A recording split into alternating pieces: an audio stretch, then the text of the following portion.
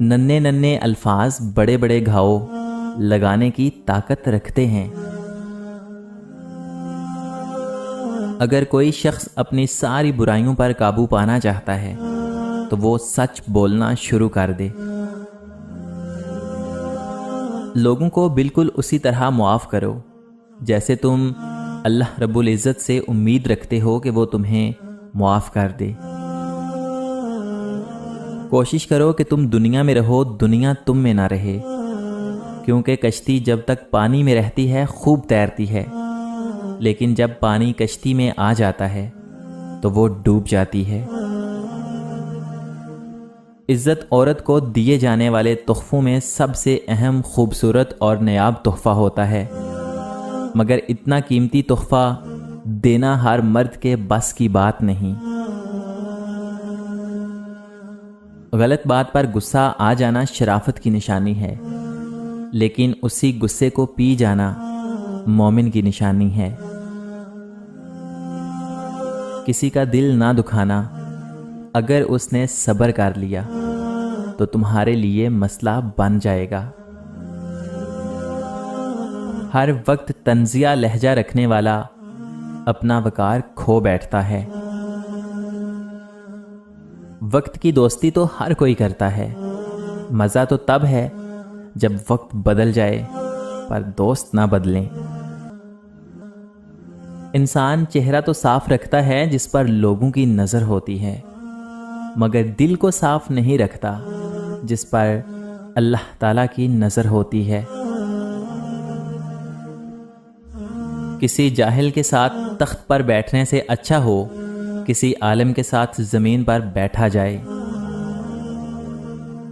جس شخص میں وفاداری نہ ہو اس کے ساتھ دوستی کرنے کا مطلب خود کو ذلیل کرنا ہے۔ اچھے کے ساتھ اچھے رہو، لیکن برے کے لیے برے مت بنو، کیونکہ تم پانی سے خون تو صاف کر سکتے ہو پر خون سے خون نہیں۔ ہمیشہ یہی سوچ رکھو کہ مجھے میرے اللہ تعالیٰ نے بہت کچھ دیا ہے، اگر میرے اعمال کے مطابق ملتا تو میرے پاس کچھ بھی نہ ہوتا۔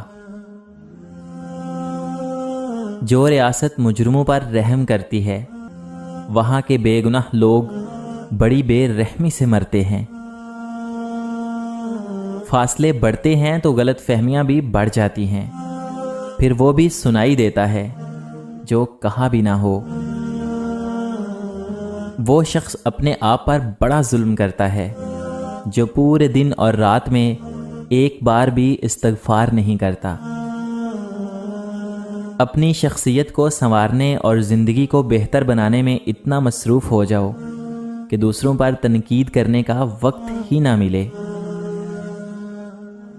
دو اعمال ایسے ہیں جن کا ثواب کبھی تولا نہیں جا سکتا، معاف کرنا اور انصاف کرنا۔ زندگی کا سفر ریل گاڑی کے اس سفر کی طرح ہے جس میں آپ کو بہت سے مسافر ملیں گے، پر ان مسافروں کو زیادہ سیریس نہیں لینا چاہیے، کیونکہ ہر مسافر کی منزل اور ٹریک الگ ہیں۔ اپنی اپنی منزل پہ پہنچتے ہی وہ آپ کو الوداع کہہ دیں گے۔ بہت دور تک ساتھ نبھانے والے بہت ہی کم ملیں گے۔ سائل کو خالی نہ لٹاؤ، کیونکہ یہ اللہ تعالیٰ کا تم پر کرم ہے کہ اپنی مخلوق کو تمہارے دروازے پر بھیجتا ہے۔ علم کے ختم ہو جانے سے پہلے علم کو لکھ لو، کیونکہ علماء کی موت سے علم ختم ہو جاتا ہے۔ صبر انسان کی بنیاد ہے، نرمی کامیابی کی کنجی ہے، سچائی حق کی زبان ہے، سخاوت انسان کی زینت ہے، اور موت ایک بے خبر ساتھی ہے۔ ہر شخص نہیں ہوتا اندر سے باہر جیسا۔ ایک عورت کی تربیت کا امتحان بہو بننے کے بعد اور اخلاق کا امتحان ساس بننے کے بعد ہوتا ہے۔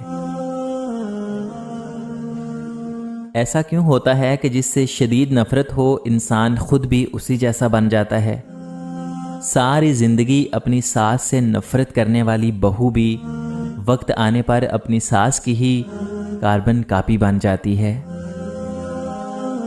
اس علم کی تلاش کرو جو موت کے وقت اور روز آخرت تمہارے کام آئے۔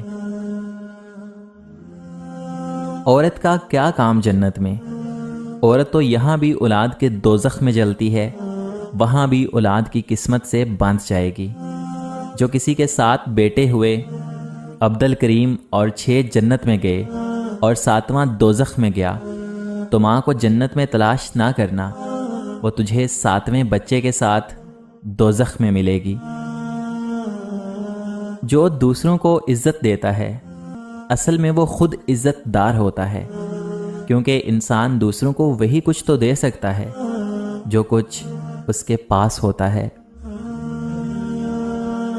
اگر کسی کو خوشی نہیں دے سکتے تو کسی کے درد کی وجہ بھی مت بنو۔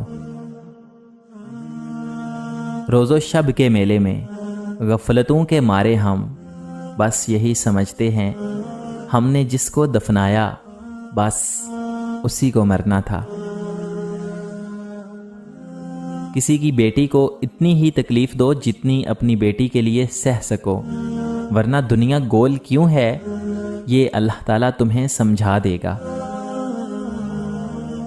انسان بزدل اتنا ہے کہ خوابوں میں ڈر جاتا ہے، اور بے خوف اتنا ہے کہ جاگتے ہوئے بھی اپنے رب سے نہیں ڈرتا۔ جب غیرت زنگ آلودہ ہو جائے تو پھر تلواریں صرف رقص میں استعمال ہوتی ہیں۔ انسانیت وہاں دم توڑ دیتی ہے جہاں ایک انسان کی مصیبت دوسرے کے لیے تماشا بن جائے۔ کسی کو نصیحت کرنا تو آسان ہے، مگر کسی سے نصیحت سننا بہت مشکل ہے۔ اگر یہ جاننا چاہتے ہو کہ تمہیں اللہ تعالیٰ سے محبت کتنی ہے، تو بس یہ دیکھ لو کہ تم کو گناہوں سے نفرت کتنی ہے۔ محبت کا دروازہ صرف ان لوگوں پر ہی کھلتا ہے جو اپنی انا، اپنی ایگو اور اپنے نفس سے جان چھڑا لیتے ہیں۔ دنیا میں جو کاشت کرو گے، آخرت میں وہی کاٹو گے۔ ہمدردی ایک ایسی چابی ہے جو دلوں کے تالوں کو کھول دیتی ہے۔ انسان بھی کتنا عجیب ہے نا، دعا کے وقت سمجھتا ہے کہ اللہ تعالیٰ بہت قریب ہے، اور گناہ کے وقت سمجھتا ہے کہ اللہ تعالیٰ بہت دور ہے۔ اپنے بیٹوں کو بھی جھکنا اور معافی مانگنا سکھائیے حضور، یہ صرف بیٹیوں کا وصف نہیں